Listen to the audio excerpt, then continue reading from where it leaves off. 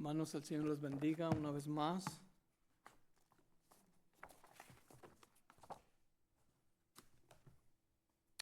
Damos gracias a Dios, hermanos, por ese privilegio de estar reunidos una vez más. Dios bendiga a la familia Huerta. Y hermanos, nuestro hermano César no está en medio de nosotros porque está indispuesto físicamente, está enfermo. Y Damaris está enferma. Pero damos gracias a Dios por aquellos que podemos estar aquí. Amén. Y les comunico, hermanos, de que este viernes tuve un tiempo muy especial aquí en la iglesia, orando por todos ustedes. Así es que yo creo que muy pronto voy a empezar a hacer esto de una manera pública, como yo les había comentado, para invitar a la comunidad cristiana, hermanos, incluyendo a pastores. Les voy a mandar algunos correos electrónicos a algunos pastores que conozco, por si quieren venir a pasar un tiempo en oración, aunque sea ellos, una vez al mes, aquí un viernes. Así es que oren por ello para que Dios tenga y haga misericordia y mueva el corazón, hermanos, de los hermanos, porque la necesidad del Señor y de nuestras iglesias es por todos lados. No crean que nosotros somos los únicos en este sentido de necesidad. Así es que, hermanos, antes de empezar nuestro estudio el día de hoy, vamos a hacer una oración por la señora Silvina, ¿verdad? La mamá de nuestra hermana Rosa nos acaba de pedir la oración y, hermanos, se cayó y parece ser que se peló toda la piel. Ella ya está grande de edad y esas caídas, hermanos, pregúnteme a mí, ¿no? Ya uno va creciendo y ya todo le afecta un poquito más a uno, ¿no? Decía nuestro hermano en casa, la vez que estuvimos en casa, no, hermano, es que usted ocupa estos juguitos y los hermanos ocupan aquellos juguitos, ¿no? Es por edades, ¿no? Nos decía el hermano, pero en esa realidad vamos a orar por la señora Silvina. Amén.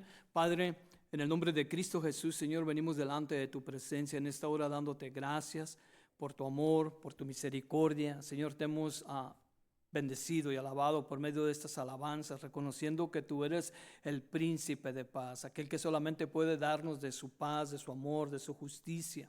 Y te alabamos y te adoramos por ello, Señor. También te hemos bendecido por medio de nuestras diezmos y ofrendas. Te suplicamos que tú las recibas, Señor. Y en esta hora queremos suplicarte por la vida de la señora Silvina, Señor, en México. Esta noticia triste que nos acaba de dar nuestra hermana de que, Señor, ella se cayó y se lastimó su cuerpo, y sabemos de que ella ya está grande de edad.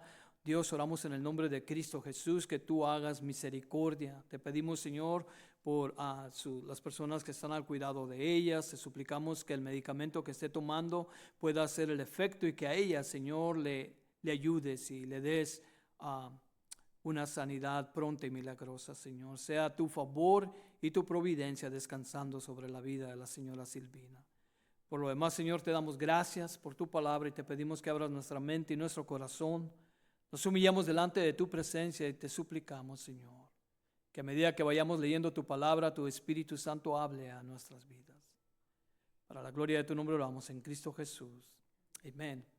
Amén. Así es que, hermanos, mientras que no voy a finalizar el capítulo 16, el capítulo 16 de Mateo es un capítulo muy intenso. Aquí Jesús ya viene dando la vuelta, va, hermanos, en ese que le llaman en inglés ese tipping point. Ya él va a empezar a caminar a su destino final. Entonces, parece ser, hermanos, de que en el capítulo 16 nosotros estuvimos aprendiendo cosas muy interesantes. Miramos la unión de fariseos y saduceos, algo que era algo no común. Ellos literalmente se odiaban. Hemos aprendido acerca de ello, de cómo tenían posiciones completamente opuestas, creencias completamente opuestas. Y, hermanos, el roce de ello en aquel rol de religiosidad era completamente diferente, ¿no? Unos se manejaban en el pueblo común y otros pertenecían a la aristocracia. Y así, hermanos, empezamos a aprender también acerca de la fe, hermanos, de los discípulos. Y, hermanos, la semana pasada aprendimos algo muy interesante, ¿no? Aquella gran revelación que Pedro recibe de quién es Jesús. Jesús les pregunta a ellos, ¿quién dice la gente que yo soy? Y, hermanos, ellos empiezan en aquella graduación y le empiezan a decir, no, pues unos que eres Juan el Bautista, otros que Elías, otros que Jeremías. o alguno de los profetas, y hermanos, aprendimos que Jesús les pregunta, ¿y ustedes quién dice que yo soy? Y Pedro le dice, tú eres el Cristo, el Hijo del Dios viviente, ¿no? Entonces Jesús, hermanos, levanta a Pedro en eso y le dice, aquella revelación que tú has recibido viene de parte de Dios. Y hermanos, esa declaración enorme de Jesús, ¿no? Esa declaración acerca de su iglesia, de que la iglesia la habría de edificar en él y que él habría de ser quien sustenta la iglesia. Y hermanos, aquella promesa increíble de dejarnos saber que las puertas del Hades, eso es decir, la muerte, no habría de prevalecer contra la iglesia. Esto es increíble, hermanos. Eso es increíble. Esa es la primera vez que la palabra iglesia se menciona en el Evangelio. Esa es la primera vez que Jesús menciona la iglesia, su iglesia. Entonces, esto, hermanos, para nosotros debe de ser de mucho aliento. De mucho aliento. Y esta semana vamos a aprender, hermanos, acerca de lo que Jesús les comunica a ellos acerca de su muerte, acerca de ese caminar.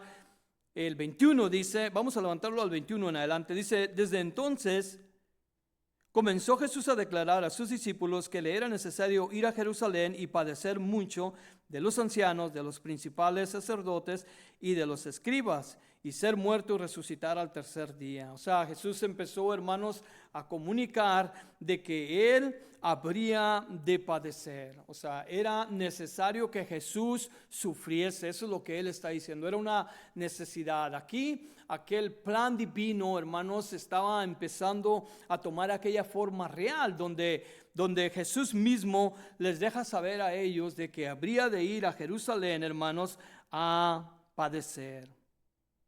De los ancianos, de los principales sacerdotes y de los escribas. Estos hermanos últimos, los ancianos, los sacerdotes y los escribas componían lo que es conocido como el Sanedrín. El Sanedrín era la corte judicial de los judíos. Ellos eran los encargados de, hermanos, de forjar la ley. El Sanedrín era un tribunal. Era, hermanos, las personas que enjuiciaban a las personas por quebrantar, según ellos, la ley de Dios. Así es que Jesús les dice a ellos que habría de padecer mucho. Que habría de padecer mucho.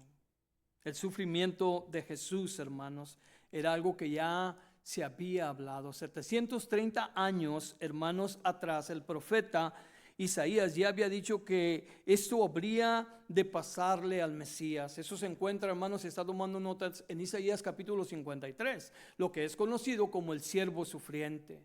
En Isaías 53, hermanos, el profeta Isaías da con detalle lo que Jesús habría de padecer.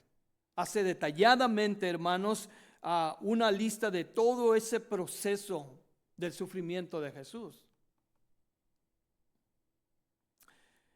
¿Y por qué habría Jesús de padecer, hermanos? ¿Por qué Jesús habría de ir a la cruz? Bueno, hermanos, dos razones muy importantes: por el pecado del hombre. Por el pecado del hombre. Jesús habría de ir a la cruz por el pecado del hombre, para pagar por el pecado del hombre, por la expiación del pecado del hombre. Estamos estudiando el martes el libro de Romanos y acabamos de mirar y aprender acerca, hermanos, lo que Romanos dice. Dice que Él nos redimió, dice que Él nos compró, hermanos. El versículo 24 del capítulo 3 de Romanos dice que Dios, hermanos, nos perdonó a nosotros los pecados pasados. Eso es lo que Jesús habría de hacer en la cruz. No solamente, hermanos, habría de ir a la cruz y sufrir, hermanos, por el pecado del hombre, pero también habría de ir a la cruz por el amor de Dios. Es algo paradójico, ¿verdad? ¿Cómo es que en la cruz el amor de Dios habría de manifestarse? Bueno, Juan capítulo 13, versículo 16 dice: porque de tal manera amó Dios al mundo que ha dado a su Hijo unigénito, para que todo aquel que en él crea no se pierda, mas tenga la vida eterna. Si Dios dio a su Hijo para que fuera a la cruz, tomara nuestro lugar, muriera en nuestro lugar, y eso, hermano, era una manifestación de amor de parte de Dios para con nosotros. Eso es lo que dice 2 Corintios capítulo 5 del versículo 17 en adelante. Dice que de modo que si alguno está en Cristo, nueva criatura es, las cosas viejas pasaron, todas son hechas nuevas. Y dice que Dios estaba con Cristo, hermanos, reconciliándonos al hombre, a nosotros, no tomándole al hombre en cuenta su pecado. Importante. Pero hay un texto que quisiera leerles en Romanos capítulo 5, creo que Romanos capítulo 5, hermanos, del versículo 6 en adelante, encierra esta verdad. Romanos capítulo 5, le voy a leer del versículo 6 en adelante, hasta el 11. El apóstol Pablo, hermanos, aquí pone en este pasaje esta verdad del padecimiento de Cristo en la cruz y del amor de Dios para con nosotros. Dice, porque Cristo, cuando aún éramos débiles, a su tiempo murió por los impíos. Ciertamente, apenas morirá alguno por un justo, con todo pudiera ser que alguno osara morir por el bueno, mas Dios muestra su amor para con nosotros en que siendo aún pecadores, Cristo murió por nosotros. Pues mucho más, estando ya justificados en su sangre, por él seremos salvos de la ira. Porque si siendo enemigos fuimos reconciliados con Dios por la muerte de su Hijo, mucho más, estando reconciliados, seremos salvos por su vida. Y no solo esto, sino que también nos gloriamos en Dios por el Señor nuestro Jesucristo, por quien hemos recibido ahora la reconciliación. Pablo, hermanos, pone en relieve esa idea del sufrimiento de Cristo, de la muerte de Cristo y la razón. Sí, ese es el amor de Dios. Dios nos amó en Cristo Jesús. Cuando nosotros meditamos acerca de esta verdad, debería de traer en nosotros, hermanos, nada menos que humildad. El saber quién era Martín Leiva antes de conocer a Cristo, o aún, hermanos, conociendo a Cristo, debería de traer una humildad grande, hermanos, en nuestros corazones. En nuestros corazones. Cristo les empezó a declarar a ellos, hermanos, ¿sí?, acerca de su muerte, de su vida, de su muerte, y que habría de resucitar al tercer día, la muerte de Jesús y la resurrección de Jesús. Pedro habla acerca de eso en Hechos capítulo 2, cuando Pedro está predicando en Pentecostés. Cuando Pedro se levanta, hermanos, está predicando, y Pedro toca, hermanos, esta realidad y les dice a ellos en el capítulo 2, versículo 22 en adelante: varones israelitas, oíd estas palabras. Jesús Nazareno, varón aprobado por Dios entre vosotros, con las maravillas, prodigios y señales que Dios hizo entre vosotros por medio de él, como vosotros mismos sabéis. A este, entregado por el determinado consejo y anticipado conocimiento de Dios, prendisteis y matasteis por manos de inicuos, crucificándole, el cual Dios le levantó, suelto de dolores de la muerte, por cuanto era imposible que fuese retenido por ella. Bendito sea el nombre del Señor. Imposible, hermanos. Imposible. Así es que Jesús, hermanos, les habla acerca de su padecimiento, de su muerte y de su resurrección a ellos.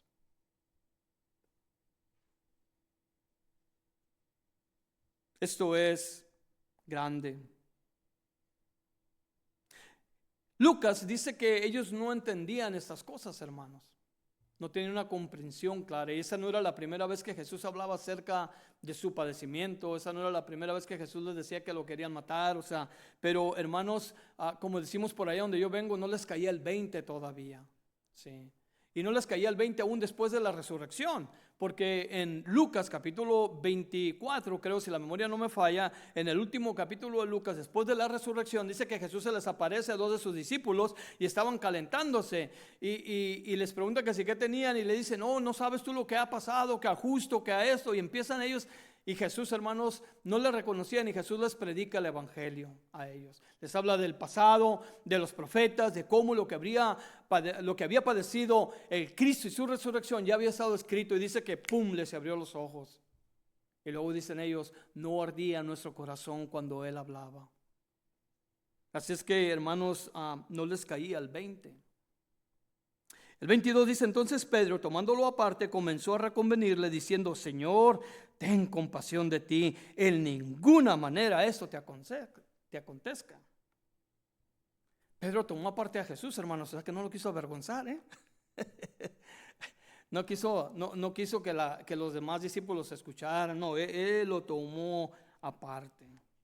Podemos, hermanos, imaginar a Pedro apenas unos minutos atrás habiendo recibido el reconocimiento público más grande de parte de Jesús. Quizás todavía el pecho lo traía así inflamado como los pavos reales, ¿verdad? Como diciendo: yo las puedo. Así es que dijo: no voy a avergonzar a Jesús y lo voy a llevar aquí al cuarto de oración, donde estemos yo y él solos. Y le voy a decir: hey, tranquilo, no, tranquilo, ¿para dónde vas? Quizás Pedro sintió, hermanos, que el pensamiento que él tenía era de parte de Dios, y consideró pasar por alto que Jesús estaba ahí. Así hay mucha gente en el movimiento carismático. Esto es muy común. Gente que siente que Dios le habla, gente que siente que es más sabia que Dios.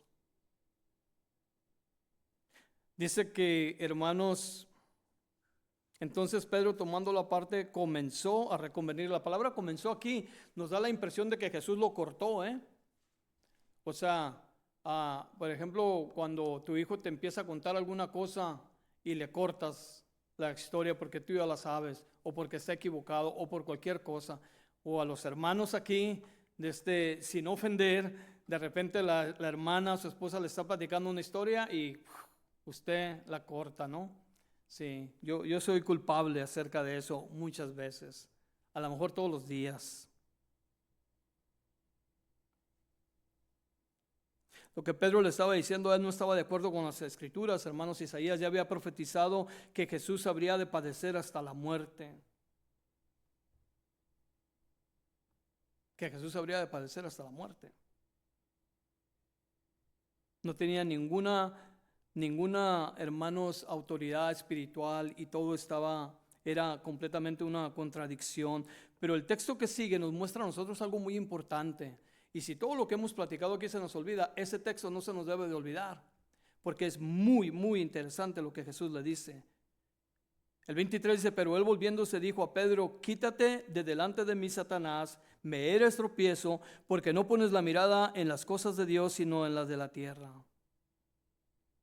Es interesante porque Pedro apenas, hermanos, acaba de recibir esa aprobación grande de Dios. O sea, esa aprobación, hermano, la más alta quizás de su vida, como un vocero de Dios, quizás como un profeta de Dios, como alguien que recibe aquella revelación interna, íntima de parte de Dios. Ahora, hermanos, está experimentando el momento más bajo, al grado, hermanos, de convertirse en un vocero de Satanás. Eso no quiere decir que Pedro estaba endemoniado, Así es que si por ahí se escucha que alguien enseña que Jesús está diciendo que Pedro está endemoniado, es una enseñanza equívoca. No, Jesús no está hablando que Pedro está endemoniado, hermanos. De hecho, la segunda parte del versículo nos lo dice a nosotros. Porque no pones la mirada en las cosas de Dios, sino en la de los hombres. Origen, hermanos, dice Barclay en su comentario, sugirió que Jesús le estaba diciendo a Pedro: Pedro, tu lugar está detrás de mí, no enfrente de mí. Es tu lugar seguirme de la manera que yo escoja, no tratar de guiarme en la manera en que te gustaría que vaya. O sea, atrás. Eso nos prueba a nosotros, hermanos, que las buenas intenciones no todo el tiempo son buenas, Las buenas intenciones no todo el tiempo son buenas. Les voy a poner un ejemplo acerca de eso. Por ejemplo, los padres. Los padres que sobreprotegen a los hijos, hermanos, y los privan de que sufran o experimenten limitaciones o dolor en la vida, hermanos, aunque el motivo del padre puede ser bueno, y noble, hermanos, o como una expresión de amor, últimamente puede resultar perjudicial para el tal. Porque le estamos dando una falsa, hermanos, experiencia de la realidad de lo que la vida es. Entonces, cuando nosotros sobreprotegemos a los hijos, podemos, hermanos, tener una intención muy buena, pero el fin puede ser malo. Entonces, para mí el apóstol Pedro, esto lo digo yo, no el Señor, para mí el apóstol Pedro reaccionó de una manera natural. O sea, Pedro reaccionó como cualquier ser humano pudiese reaccionar. Porque si en un diálogo, hermanos, alguien le platica a usted, un familiar, un hijo o una hija, un esposo, ¿sabes qué? Voy a ir a hacer esto, pero esto es lo que me va a pasar. Instintivamente, ese sentido de protección y de bondad tiene que salir, a menos de que usted le odie. ¿Sí? Que te vaya bien. No. De una manera natural, hermanos, nosotros vamos a reaccionar como Él. Como Él. Pero Jesús estaba hablando aquí de dos filosofías. La filosofía divina y la filosofía terrenal.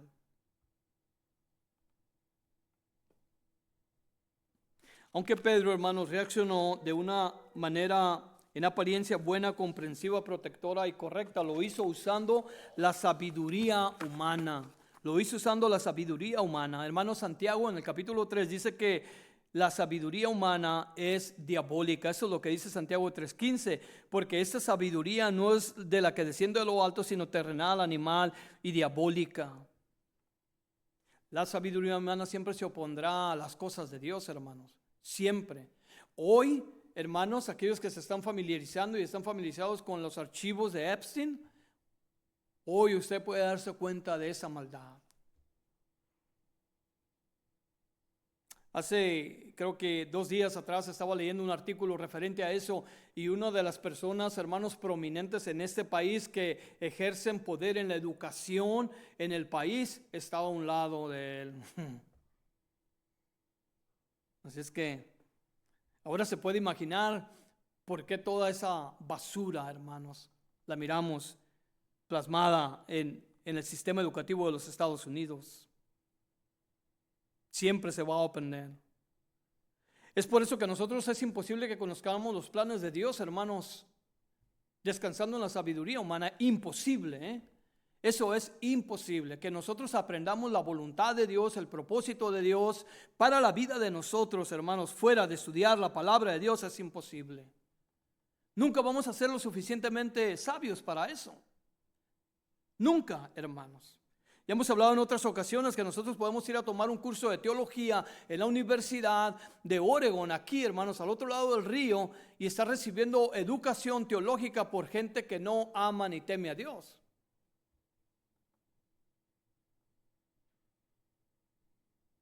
Toda persona que vive su fe, hermanos, en Dios, basada en experiencias, sentimientos y emociones, tendrá un concepto equivocado de la voluntad de Dios para su vida.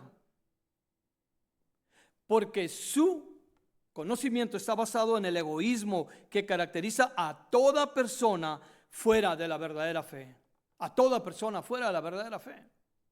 Entonces Jesús le dice, tú pones la mirada, no tienes la mirada en lo correcto, no tienes la mirada puesta en lo correcto, en el reino de Dios, en el cielo. En el libro de Colosenses capítulo 3, Pablo le dice esto a la iglesia de Colosas, le dice, si vosotros habéis resucitado con Cristo, buscar las cosas de arriba donde está Cristo sentado a la diestra de Dios. Poner la mira arriba y no en la tierra. Y Pablo empieza, hermanos, a desarrollar lo que él les quiere decir acerca de estar anclados aquí en la tierra. Entonces el texto es relevante para nosotros en ese sentido de entender, hermanos, que la filosofía humana, la filosofía terrenal, nunca nos va a llevar a conocer al Señor. Nunca. Necesitamos, hermanos, la filosofía celestial, la mirada en las cosas de Dios, como dice nuestro Señor. Entonces Pedro, hermanos, mientras que Pedro no estaba poseído demoníacamente, sí estaba, hermanos, sí estaba Pedro en su expresión anclado y casado con la filosofía terrenal, con las cosas de la tierra, hermanos, con las cosas de la tierra. La pregunta para nosotros es: ¿dónde está? ¿Cuál es la filosofía de nosotros? ¿Tenemos una filosofía terrenal o tenemos una filosofía divina? Es todo lo que vuelve o rota alrededor de nosotros la filosofía divina, o es la filosofía terrenal. ¿Y cómo podría llevarse a cabo eso? Oh, hermanos, estudiando la palabra de Dios. Estudiando la palabra de Dios. Qué bueno que me preguntan. Pero el texto que le acabo de citar atrás, en Colosenses capítulo 3, todo el capítulo lo puede usted agarrar. Este principio filosófico de Jesús y anclarlo en Colosenses capítulo 3, y usted va a ver la diferencia. Pablo hace de una manera detallada, hermanos, una diferencia entre lo que es estar anclado aquí en la tierra y tener una mirada arriba. Mirar a Dios. De suma importancia, hermanos. De suma importancia. La verdad es que con todo esto que estamos experimentando, hermanos, yo creo que el Señor está más cerca que nunca, más cerca que nunca. Ya. Porque han oído el dicho o el texto bíblico que la verdad os hará libres. Sí.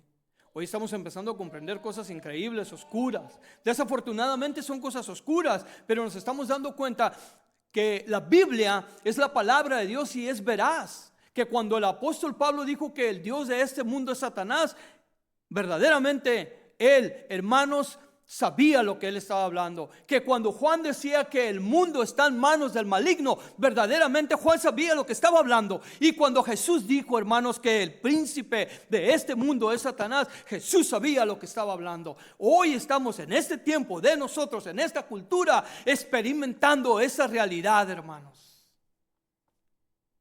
Esa realidad. Deberíamos de buscar a Dios con todas nuestras fuerzas. Entonces, hermanos, Jesús aprovecha y les deja saber en el versículo 18 y 19 de aquí, dice que Él va a establecer su iglesia, Él va a sustentar su iglesia y Él va a edificar su iglesia. Y Él quiere, hermanos, dejarnos saber cuáles son las personas que van a ser parte de esa iglesia, ¿Quiénes van a ser parte de esa iglesia? En el versículo 22, hermanos, el versículo 22 dice: entonces Jesús dijo a sus discípulos: si alguno quiere venir en pos de mí, niéguese a sí mismo y tome su cruz y sígame. Si alguno quiere venir en pos de mí, eso es decir, a seguir a Jesús. Eso es interesante porque Jesús ya los había llamado, ¿que no? ¿Han leído ustedes, hermanos, cuando Jesús llama a los apóstoles? A uno los agarra trabajando, ¿se acuerdan? A otro los agarra con sus papás. Sí. Esas dos cosas fundamentales de la vida, que es la familia, el amor más íntimo, en ese sentido relacional, Jesús le dice: sígueme. Y hermanos, la otra cosa es el trabajo.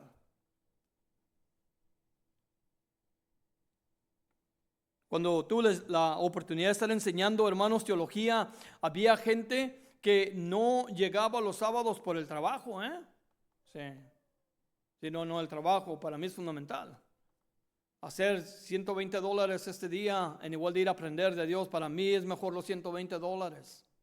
Sí, aunque ya haya trabajado 50 horas en la semana.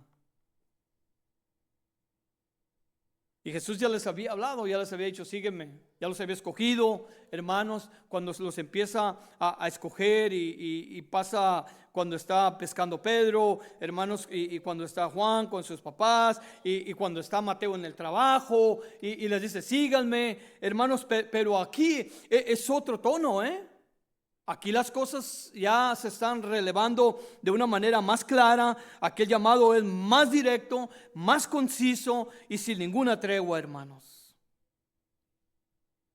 Porque el negarse a sí mismo no es lo mismo que abnegación, Nosotros nos podemos abnegar, pero podemos seguir viviendo en el ego de nosotros, Abnegarse es algo, hermanos, por ejemplo, como hacer un sacrificio, el altruismo o la filantropía. Hermanos, la filantropía es el amor a la humanidad. Por ejemplo, cuando lo que hicimos el sábado, el sábado que fuimos con los homeless, ¿se acuerdan?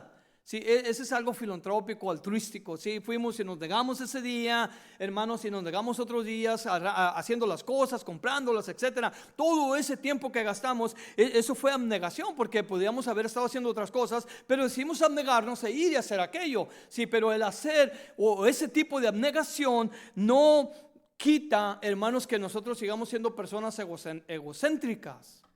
Nada de eso. Sino, de ninguna manera.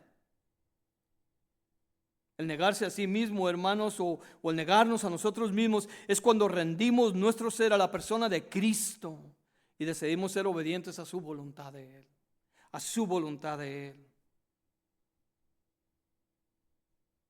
En los últimos 20 años, hermanos, la iglesia ha hecho un trabajo excelente en limpiar y purificar y simbolizar la cruz.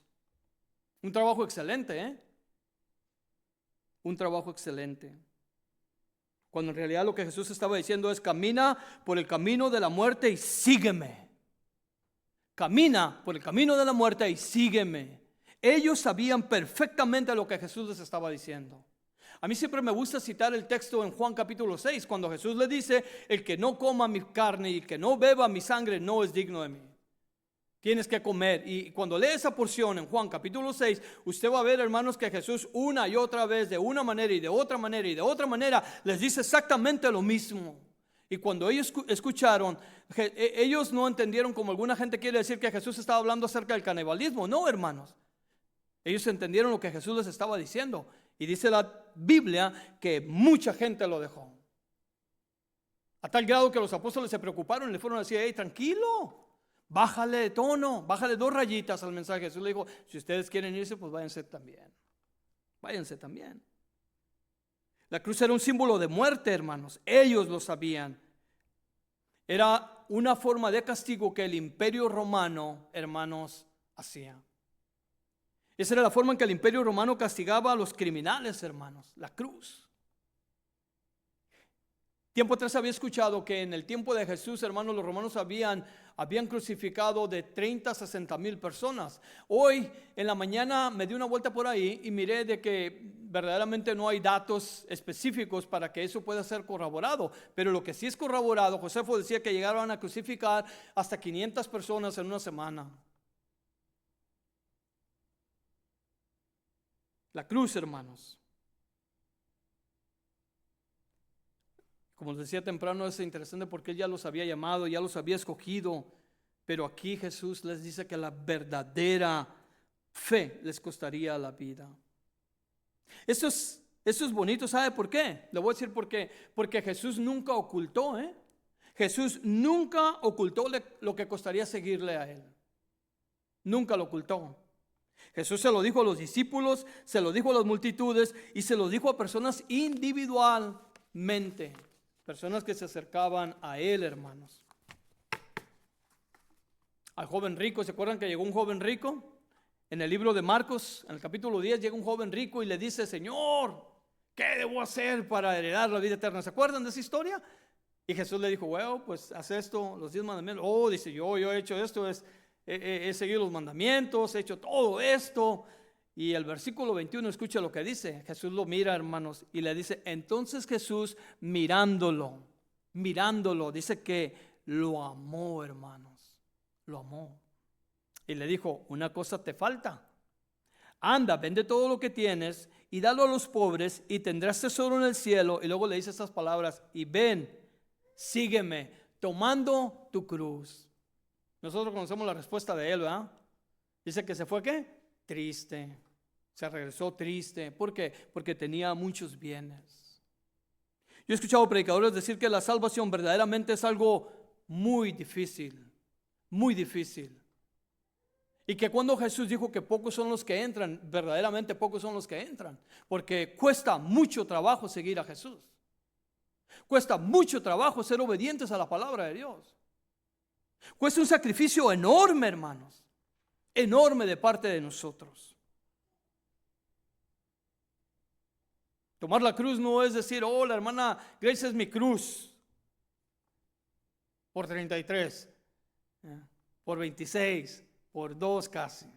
Sí, no. O mi hijo es la cruz, o mi hermano es la cruz, o mi papá es la cruz, o que el compañero de trabajo, o que el vecino es la cruz. No, no, no, no, no. No. Eso es lo que hemos hecho al suavizar la cruz.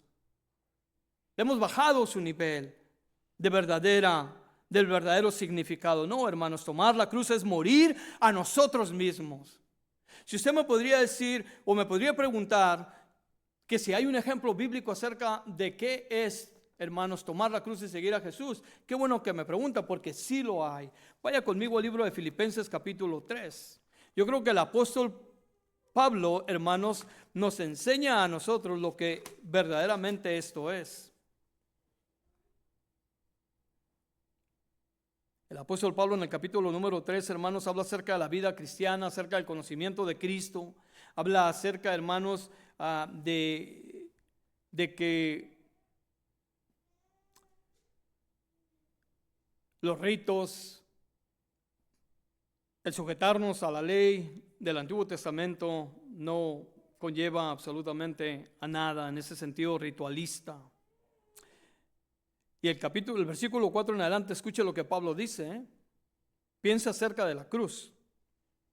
Aunque yo tengo también de qué confiar en la carne, si alguno piensa que tiene de qué confiar en la carne, yo más, circuncidado el 8º día, del linaje de Israel, de la tribu de Benjamín, hebreo de hebreos, en cuanto a la ley fariseo, en cuanto al celo perseguidor de la iglesia, en cuanto a la justicia que es en la ley irreprensible, por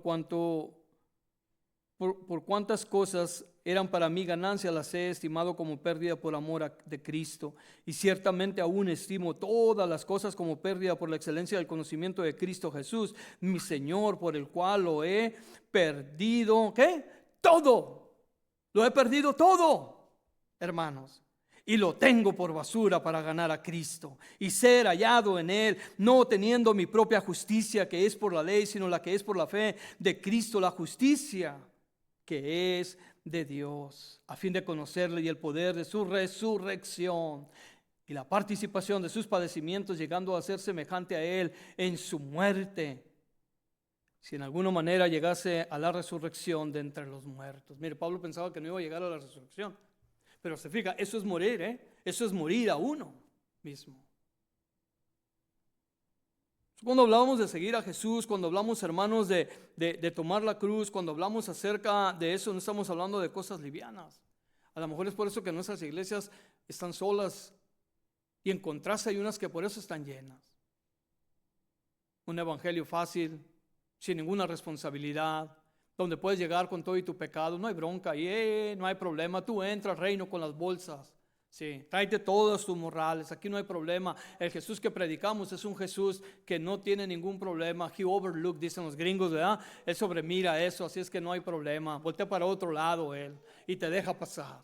No, hermanos, no.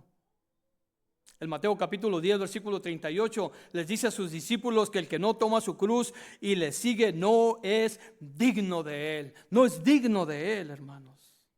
Y en el Sermón del Monte, hermanos, en la bienaventuranza, Jesús le dice a toda la gente, mientras que no usa la palabra de la cruz, escuche lo que dice en el versículo 10: bienaventurados los que padecen persecución por causa de la justicia, porque de ellos es el reino de los cielos. Y el versículo 11 dice: bienaventurados sois cuando por mi causa os vituperen y os persigan y digan toda clase de mal contra vosotros mintiendo. Y el versículo 12: gozaos y alegraos, porque vuestro galardón es grande en los cielos, porque así persiguieron a los profetas que fueron antes de vosotros. Toma tu cruz, sígueme. Sí, hermanos, la cruz no es un viaje redondo. No es un ticket que usted va a ir y va a comprar como un viaje redondo. No, hermano, la cruz es un boleto solo de ida. Solo de ida. No hay vuelta atrás. Lucas dice esto y Jesús le dijo: ninguno que poniendo su mano en el arado mire hacia atrás es apto para el reino de Dios. Ninguno, hermanos.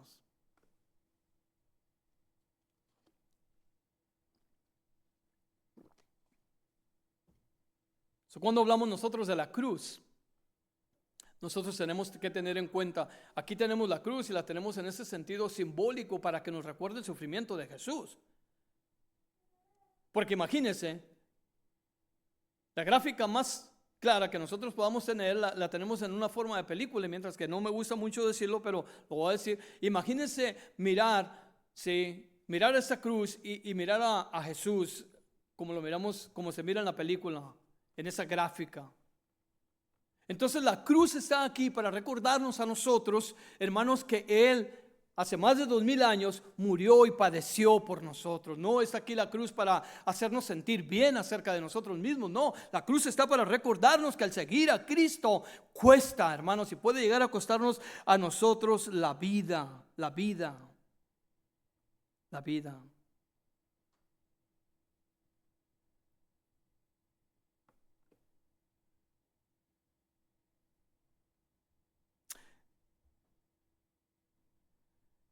Y la verdad es, hermanos, que la verdadera vida cristiana no todo el tiempo termina en casos donde la persona siendo o está siendo crucificada.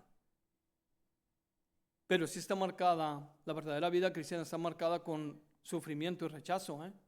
La verdadera vida cristiana está marcada con sufrimiento y rechazo donde nosotros nos encontremos. Lo único que usted tiene que hacer para experimentar esto es hablar acerca de la vida, la muerte y la resurrección de Jesús. Y usted lo va a experimentar.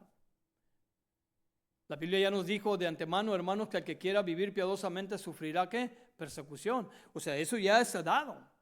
El pasaje que leíamos, hermanos, ahora al abrir nuestro servicio en Hechos capítulo 4, del versículo 29 o 27 en adelante, hermanos, nos habla acerca de esa realidad de persecución, de sufrimiento, pero también nos habla acerca de ese gozo y esa satisfacción de tener, hermanos, a Jesús como nuestro Señor y Salvador y saber que la paz de Él, hermanos, sobrepasa todo entendimiento humano. Todo entendimiento humano. Podemos estar sufriendo, hermanos, externamente, pero por dentro podemos aún disfrutar del gozo de ser hijos de Dios y de tener una relación real y verdadera con Cristo. Eso lo vemos en el Nuevo Testamento en todos lados, pero para muestra un botón en el capítulo 16 del libro de los Hechos, cuando Pablo y Silas son hermanos golpeados, dice que los pusieron a lo más bajo del calabozo. Es muy probable que ahí hubiese excremento humano. Es muy probable que ahí hubiese animales, ratas, hermanos. Y ahí estaba, dice la Biblia, Pablo y Silas cantándole al Señor. En un momento de estrés extremo, en un momento de una necesidad increíble, hermanos. Donde no sabían si la vida, hermanos, se las habrían de quitar en el próximo minuto. Ahí, en ese momento y en esa circunstancia, una verdadera fe siempre va a estar en gozo y alegría. Siempre, amados míos. Jesús, hermanos, al declarar que Él va a establecer su iglesia, Él quiere dejarnos saber quién va a entrar y quién va a ser parte de esa iglesia. No cualquier gente, hermanos. El 23 dice, el 25 dice, porque todo el que quiera salvar su vida, la perderá. Y todo el que pierda su vida, por causa de mí la hallará. Qué paradójico es eso, ¿verdad? ¿Cómo está eso? Que el que quiera salvar su vida la va a perder y el que pierda su vida por causa mía la hallará. ¿De qué está hablando? Hermanos, evadir el morir con Jesús nos puede últimamente llevar a perder nuestra vida. El evadir, hermanos, llevar la cruz de Jesús con nosotros últimamente nos puede llevar a perder nuestra vida e irnos, hermanos, al mundo. Jesús, hermano, mismo tuvo la oportunidad de ganar el mundo y Él lo rechazó en Lucas capítulo 4, 5, 8. ¿Se acuerdan? Cuando el diablo le dice, adórame, yo te voy a dar absolutamente todo. No.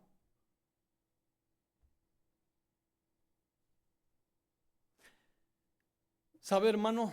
Cuando hacen estadísticas aquí en los Estados Unidos de cualquier cosa, de política, de religión, pero cuando hacen estadísticas acerca del cristianismo, hermanos, las estadísticas dicen que, por ejemplo, y empiezan a desglosar esas estadísticas y, por ejemplo, le preguntan a la persona que si ora, que si cuánto ora, que si pasa tiempo, y le preguntan a las personas que si oran por personas ajenas a ellas, etcétera, etcétera. Les preguntan que si van a la iglesia, ¿Sí? ¿Cuánto tiempo van a la iglesia? Todas las personas, hermanos, todas las personas que tienen números positivos en esta área son personas que tienen una vida más feliz que los demás. Más feliz que los demás. Son más contentas, son más alegres. Todas las personas que viven para otra causa fuera de la de ellos son más alegres. Gasta tu vida en alguien más y vas a ser más alegre porque vas a dejar de ser el centro de gravedad de tu propio mundo. Vas a vivir feliz.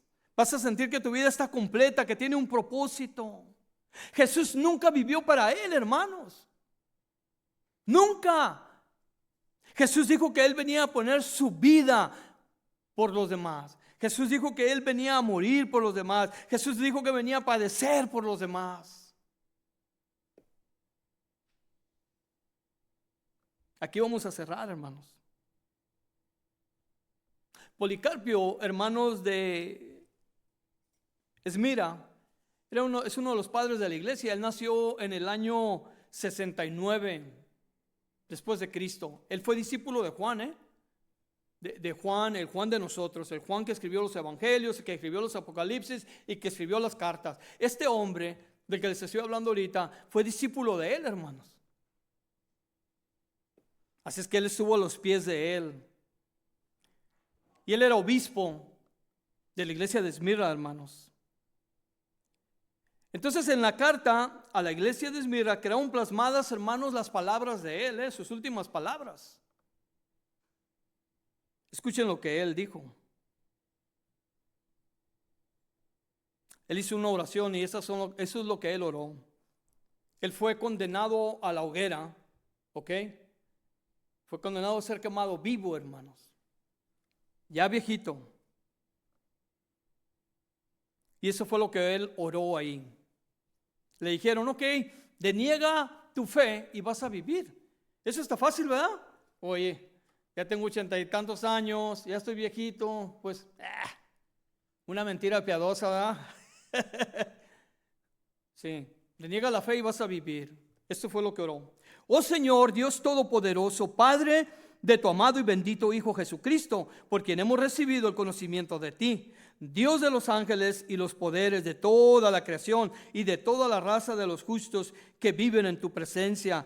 Te bendigo porque has considerado digno en este día y hora que pueda formar parte en el número de los mártires en la copa de tu Cristo, para la resurrección a la vida eterna, tanto del alma como del cuerpo, en la incorruptibilidad del Espíritu Santo. Y esas son las palabras. ¿Listos? Ahí les va.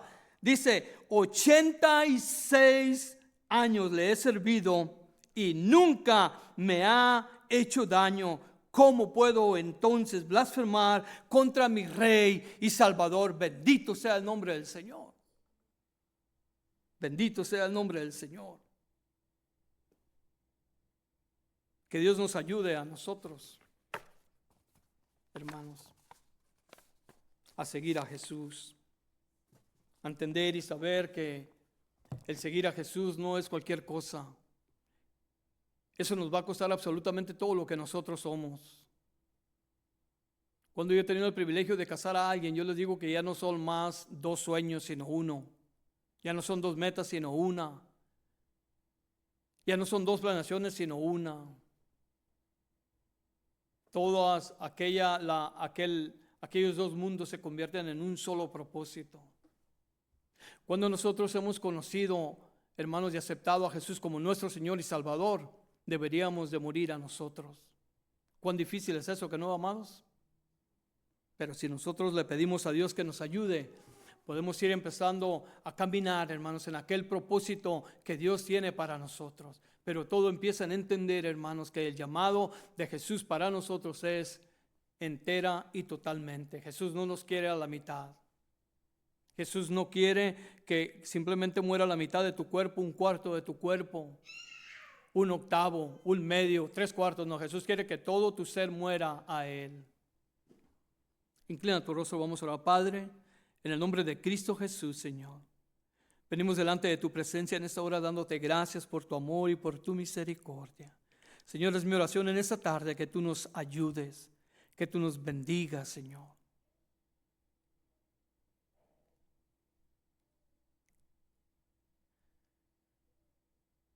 Que tú nos fortalezcas. Señor, queremos poner delante de tu presencia todas nuestras debilidades, todo nuestro pecado, todo aquello que nos impide, Señor, el vivir para ti, el seguirte, el tomar nuestra cruz y entender que debemos de morir a nosotros mismos, Señor, para que tú crezcas. Como dijo Juan el Bautista, es necesario que yo muera y él crezca. Ayúdanos, Señor, a morir a nosotros, para que tú florezcas, Señor, en nuestro ser. Rendimos, Señor, nuestra vida a ti y te suplicamos en el nombre de Cristo Jesús que tengas misericordia y hagas favor para con nosotros. En el nombre de Cristo Jesús oramos, para la gloria de tu nombre. Amén. El Señor los bendiga, hermanos.